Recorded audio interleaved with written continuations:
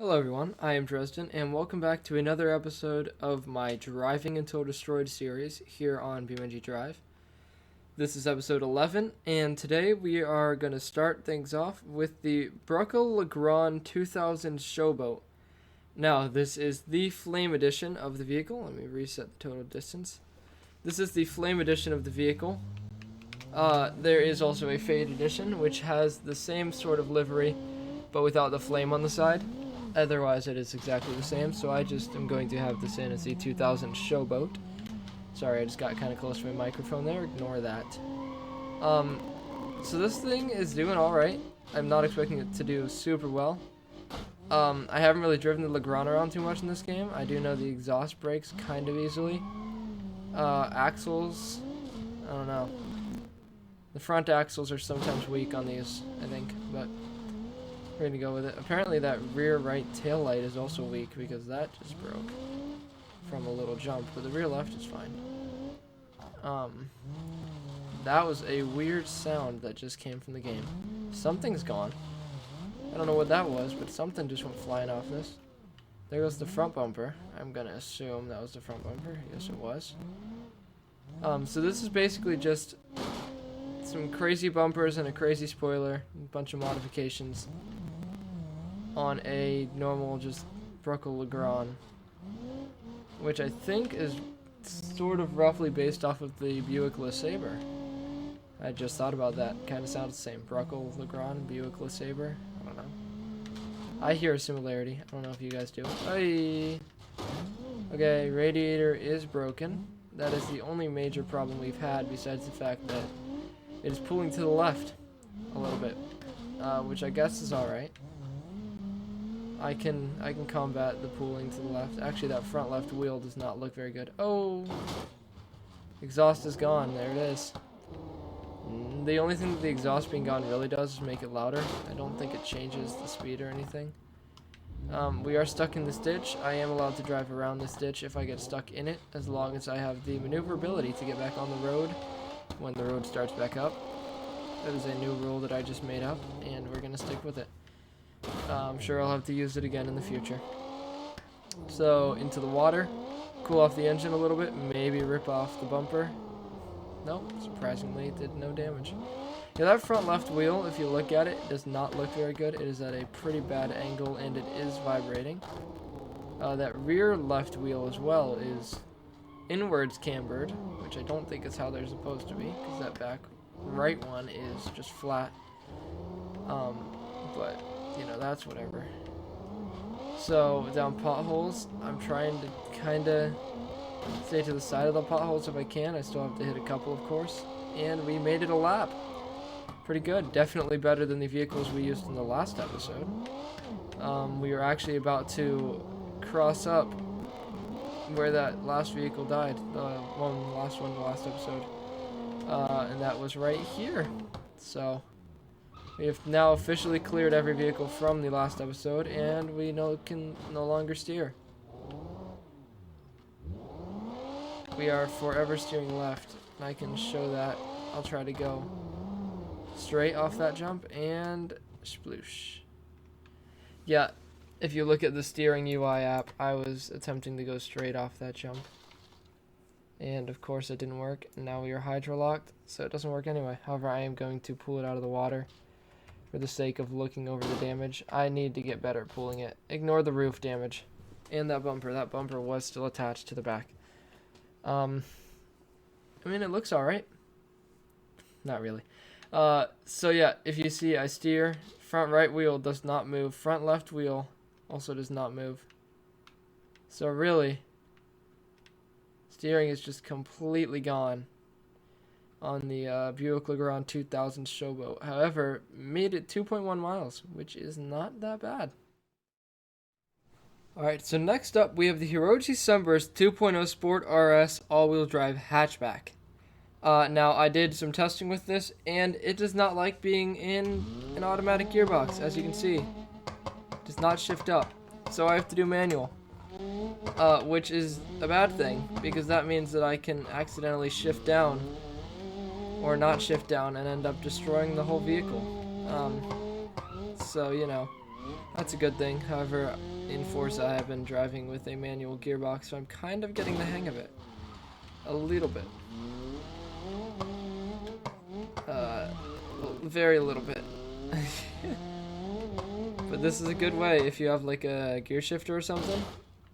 That's not good. Thankfully it's all-wheel drive, we still have 3 wheels. That work. But if you have like a actual gear shifter and a clutch setup, you could learn how to shift, do all that stuff pretty easily in this game, since you can destroy the vehicles and don't have to pay for it. So we are just barely passing the crawler rule, which is 15 miles an hour. I could probably make it 20 miles an hour. However, it is not 20 miles an hour. So we're at the point now where if this thing... Oh, well, wait, hold on a second. Yeah, I forgot that I have to shift gears. That's the bad thing about this. Oh, hey, we're going up that, apparently. Thanks for steering me that way. Yeah, I have to actually shift the gears, which I'm not very good at. Oh, why did we just suddenly start moving? Alright. Does not turn left very well. That's a good note. Also, it's gonna overheat very fast because how much I'm revving it. Come on, wheel. Get off the stupid wall. Thank you. Nope. Are we gonna make it up this? Oh, shoot. Alright, can I get it out of the water? Can I recover it? Nope, I couldn't.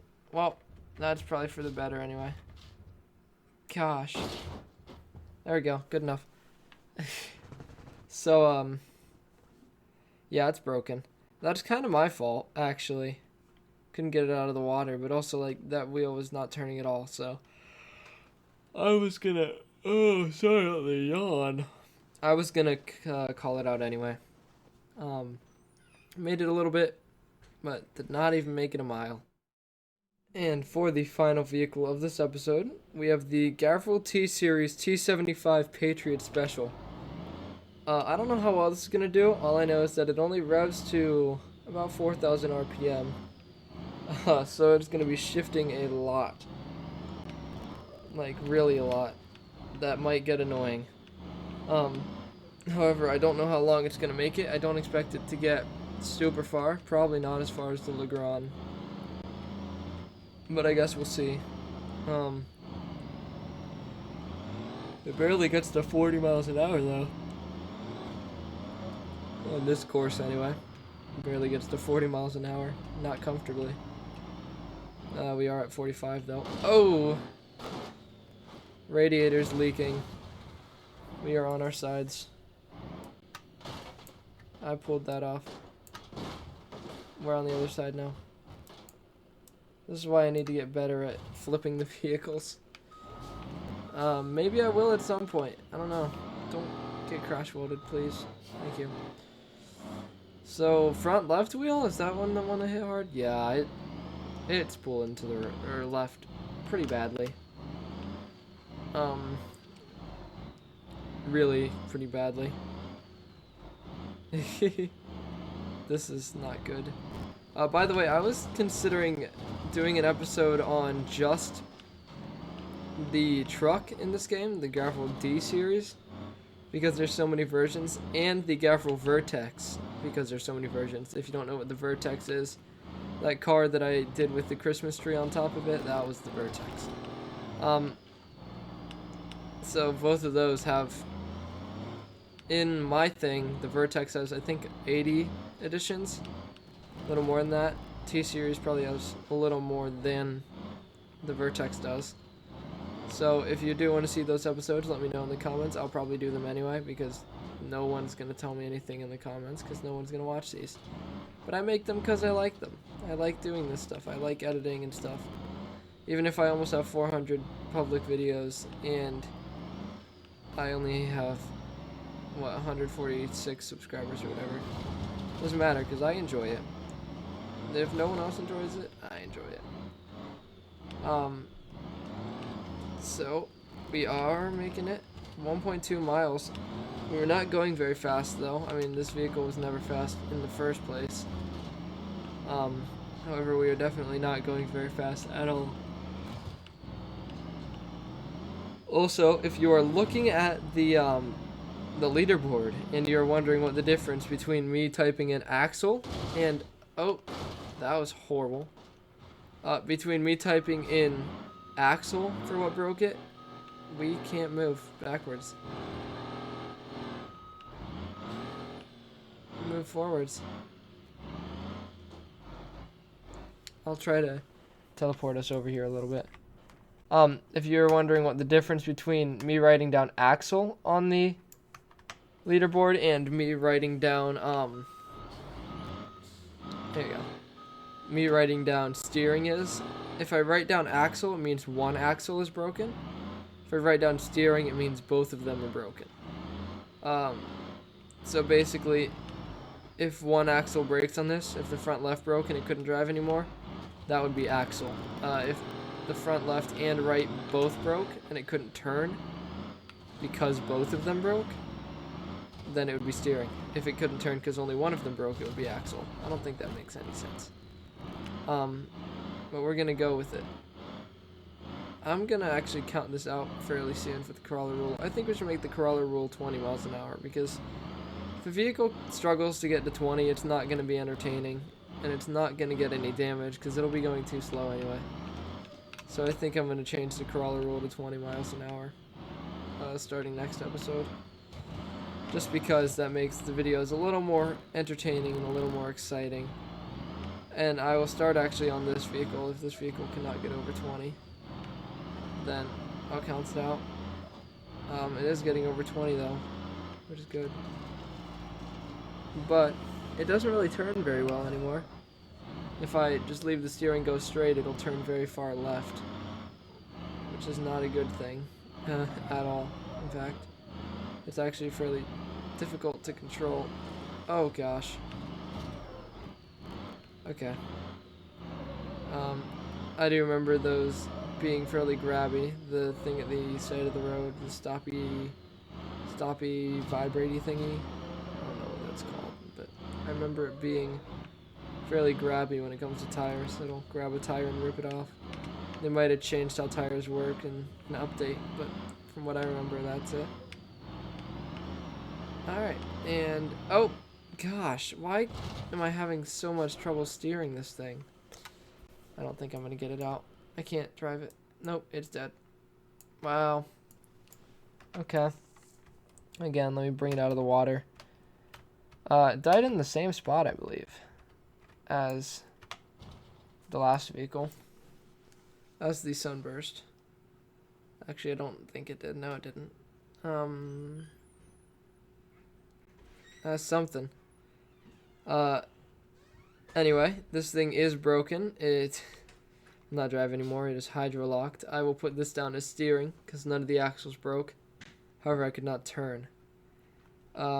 Anyway, that's the end of this video. Here is the current leaderboard. Alright, so now on to the leaderboard. So, in 5th place, we have the Garfield tseries T75 Patriot Special, which got 2.7 miles and went out because of steering. Then, following right after, in 7th place, we have the Brucko Legrand 2000 Showboat, which went 2.1 miles and went out because of steering.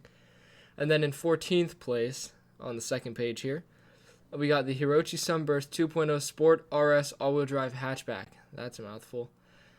With a distance of 0.9 miles, and it went out because of the axle.